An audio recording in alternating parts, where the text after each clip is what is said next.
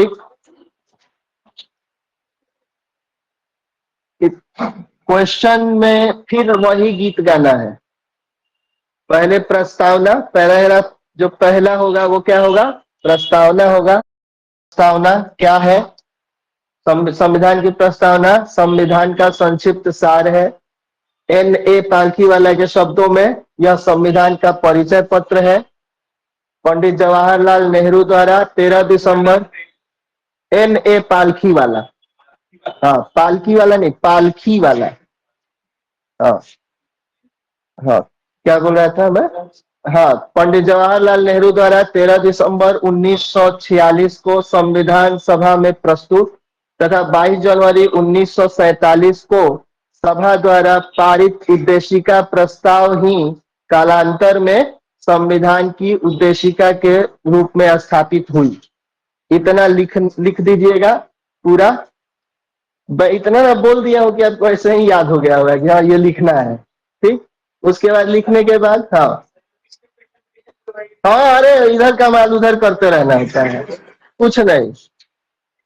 हाँ इधर, हाँ हाँ, इधर उधर करते रहना है, बाकी अपने कुछ नहीं करना है। इधर से उठाइए। वो पुरानी फिल्मों में नहीं होता था, मोना सोना कहाँ है, हीरा कहाँ है, मोती कहाँ है, वैसे ही एक जगह से उठाइए दूसरी जगह सप्लाई कर दीजिए, और कुछ नहीं करना है। उसके बाद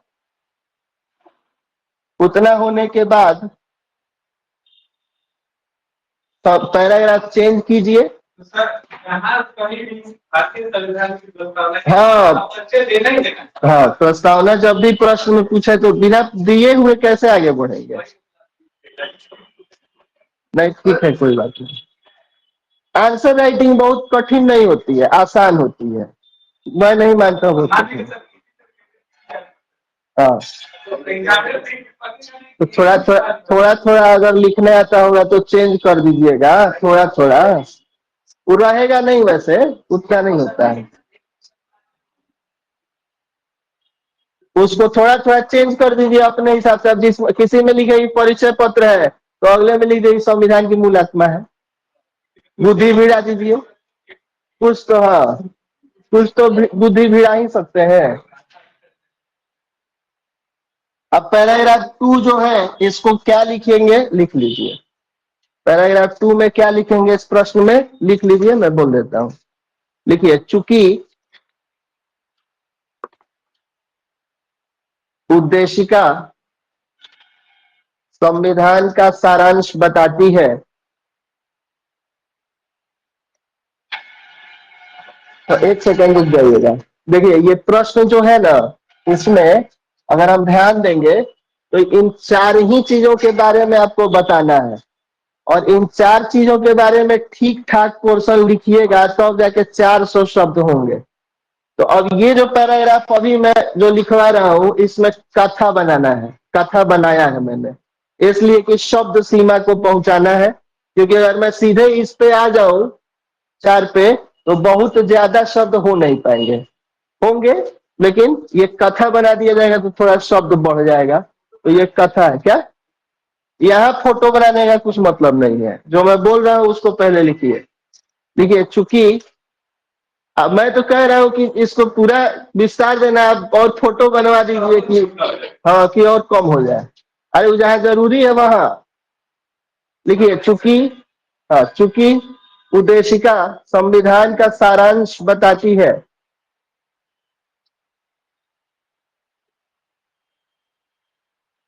इसलिए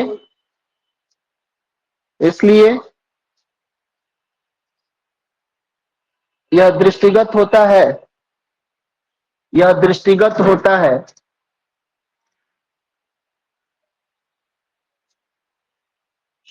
कि यह संविधान के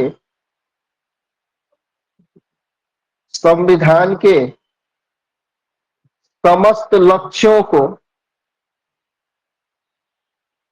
समस्त लक्ष्यों को संक्षेप में बताती है।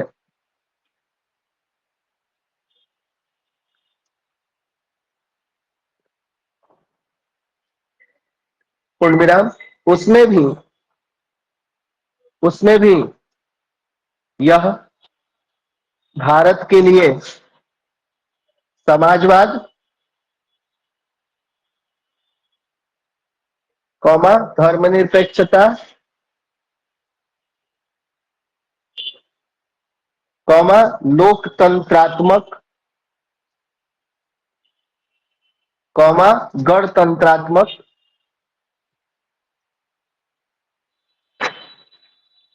व्यवस्था व्यवस्था बनाए रखने का बनाए रखने का विशेष लक्ष्य निर्धारित करती है तथा तथा भारत में विशेष लक्ष्य निर्धारित करती है तथा भारत में ऐसी व्यवस्था होने का उद्घोष भी करती है पूर्ण विराम इस घोषणा के पूरक संविधान के अनेक प्रावधान हैं।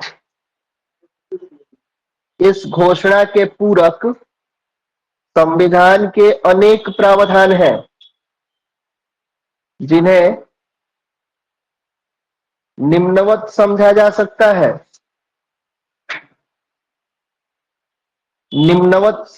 सकता है। अब देखिए, कथा लिखी जरूर है, लेकिन प्रश्न जो पूछ रहा है उसी चीज पे आया हूं मैं, तो प्रश्न के हिसाब से ही चलना है कि चेक करने वाले को ये ना लगे कि बहुत कथा बना रहा है। ये कथा बनाया है, ठीक है, मैं जानता हूं कि मैं कथा बना रहा हूं, लेकिन एकदम रेलिवेंट चीजों को लिखा है, कुछ एक्स्ट्रा आलतू फालतू नहीं। और जब ये लिख दीजिए तो डैश दीजिए, पूरक है लिखा ना, उसके बाद डैश, और डैश दे के नीचे से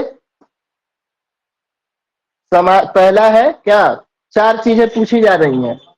समाजवाद, निरपेक्षता, लोकतंत्रात्मक, और देखिए यहाँ छुपा हुआ है गणतंत्रात्मक व्यवस्था को भी पूछा जा रहा है।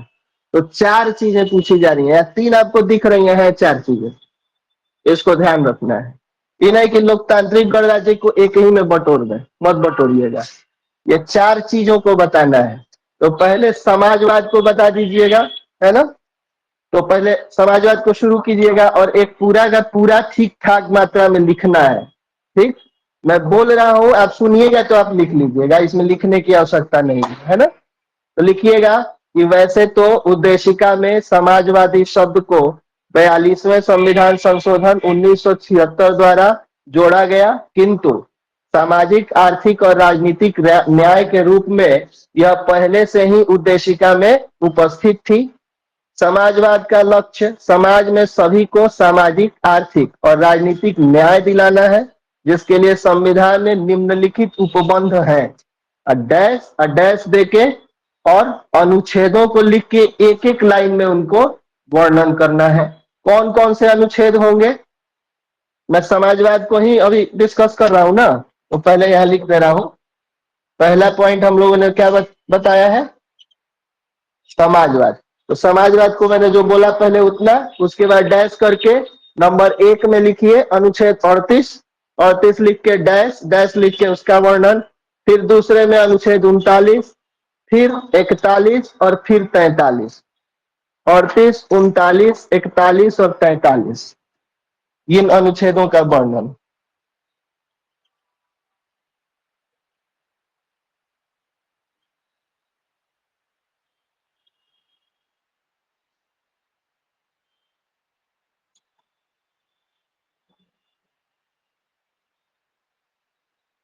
ठीक,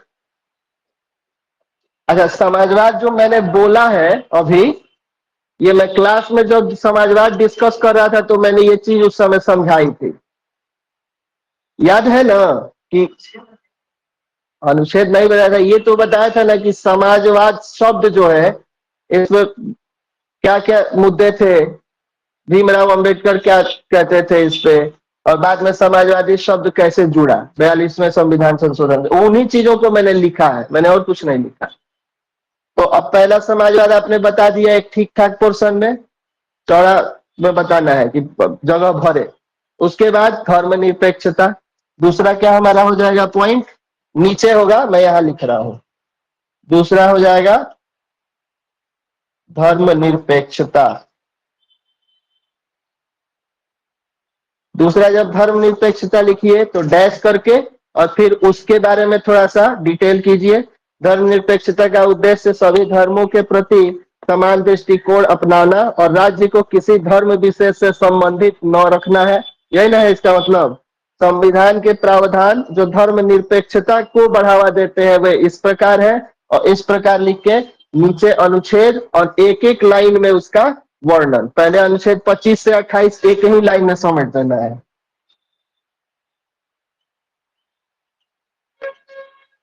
अनुच्छेद 25 से 28, दूसरा अनुच्छेद 15 और 16 भी है।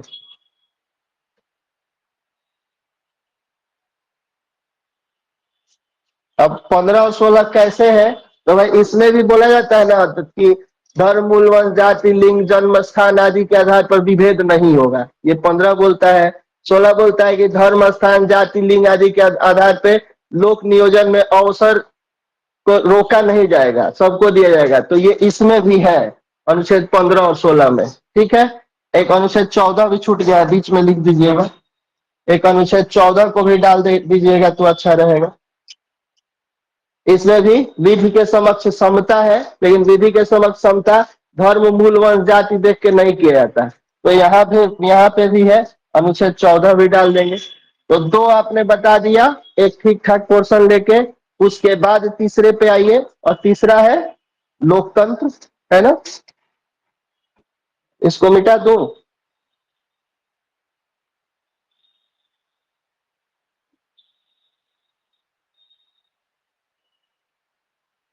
क्या लगता है, लिख लेंगे ना आप लोग? अब तीसरा क्या है, लोकतंत्र। लोकतंत्र को लिख के और वहां पे लिखिए कि संविधान की उद्देशिका हम भारत के लोगों से शुरू होती है और भारत के लोकतांत्रिक होने का उद्घोष करती है, और लोकतंत्र से संबंधित संविधान के प्रावधान इस प्रकार है, और डैश करके नीचे पहला वयस्क मताधिकार अनुच्छेद 326। पहला क्या हो जाएगा हमारा वयस्क मताधिकार, अरे अनुच्छेद लिखना था,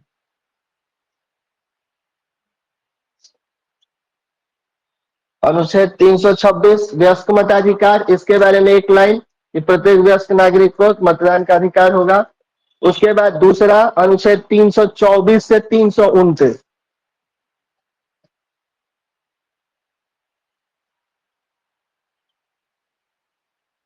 अनुच्छेद 324 से 329 एक लाइन में समेटिए और लिखिए स्वतंत्र और निष्पक्ष चुनावों के लिए चुनाव आयोग की स्थापना, है ना?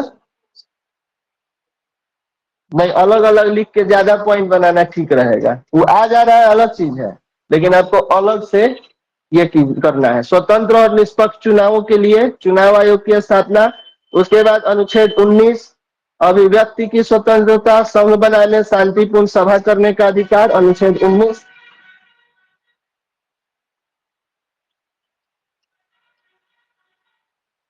अनुच्छेद 19 के बाद एक और प्रावधान है अनुच्छेद 21 प्राण एवं दैहिक स्वतंत्रता का अधिकार, इसको भी एक लाइन बस। तो अब लोकतंत्र को भी आपने एक ठीक ठाक तरीके से डिस्क्राइब कर दिया। उसके बाद आ जाइए गणराज्य पे, चौथे नंबर पे। ये सब पॉइंट वाइज करते जाना है, इसमें कोई दिक्कत नहीं है। उसके बाद आ जाइए गणराज्य पे, 4 नंबर।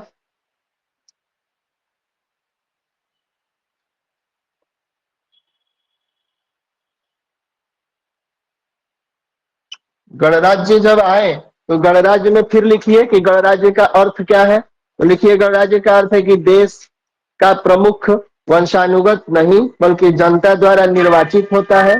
गणराज्य की बात निम्नलिखित संवैधानिक प्रावधानों में बताई गई है और संवैधानिक प्रावधान जो है उनको लिखिए। पहला है अनुच्छेद 52,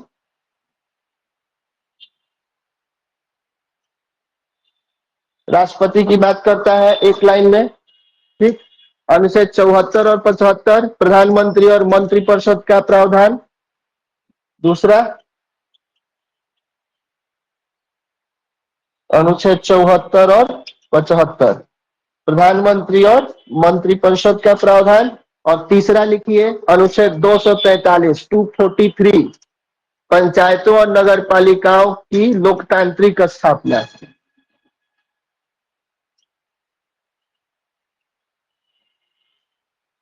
इन सभी अनुच्छेदों को एक एक लाइन में बता देना है। क्या है? अनुच्छेद 74 और 75। दूसरा ना पूछना है 74 और 75। जब इतना हो जाए, जब इतना आप लिख ले तब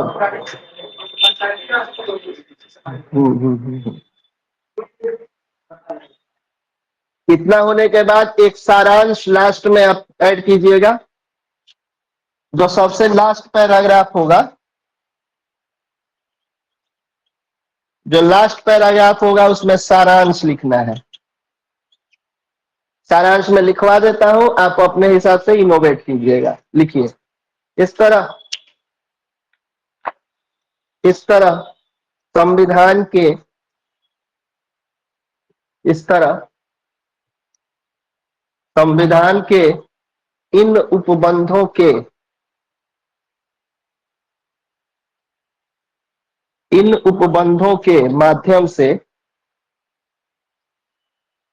समाजवादी,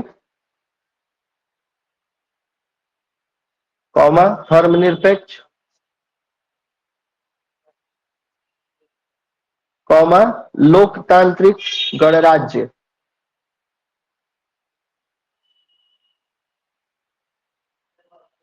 की घोषणा को लागू किया गया है, लागू किया गया है, पूर्ण विराम। ये उपबंध, ये उपबंध भारत को एक समतामूलक, समतामूलक, न्यायपूर्ण, कौमा देके न्यायपूर्ण और समावेशी, समावेशी समाज की ओर अग्रसर करते हैं, अग्रसर करते हैं, समावेशी समाज की ओर अग्रसर करते हैं। ठीक है, इस तरह, शुरू से बोल रहा हूं, इस तरह संविधान के इन उपबंधों के माध्यम से समाजवादी, कौमा धर्मनिरपेक्ष, कौमा लोकतांत्रिक गणराज्य की घोषणा को लागू किया गया है, पूर्ण विराम। ये उपबंध भारत को एक समतामूलक, कौमा न्यायपूर्ण और समावेशी समाज की ओर अग्रसर करते हैं, अग्रसर करते हैं। हो गया। अब 5 मिनट का रेस्ट, उसके बाद एक और थोड़ी देर की 45